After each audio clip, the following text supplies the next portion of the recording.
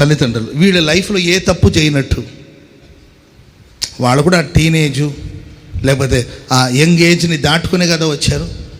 ఆ ఏజ్లో ఎన్నెన్ని శ్రమలు ఉంటాయి, ఎన్నెన్ని పోరాటాలు ఉంటాయి, ఎన్నెన్ని ఆపదలు ఉంటాయి, అవన్నీ దాటుకుంటే కదా వచ్చారు.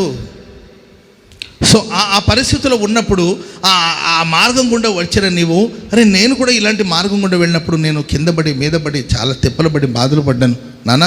కాబట్టి యూత్లో యంగ్ ఏజ్లో మీకు ఈ ప్రాబ్లం ఉంటుంది, దీన్ని ఇలా జయించాలి, మేము ఇలా జయించామని చెప్పవలసిన స్థాయిలో ఉండి చెప్పకపోగా చిన్న పొరపాటు చేస్తే చాలు బెల్ట్ తీసుకొని కొట్టడం, ఏంటంటే తలకాయ తీసుకెళ్ళి గోడకేసి కొట్టడం.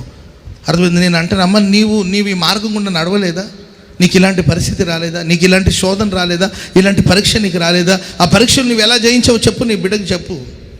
నాకు కూడా ఇలాంటి పరిస్థితి వచ్చింది, నేను దీన్ని కూడా దాటుకుంటూ వచ్చాను, చెప్పాలి కదా. అవి చెప్పకపోగా ప్రియులరా హింసించడం ఇవన్నీ మనం చూస్తుంటాం.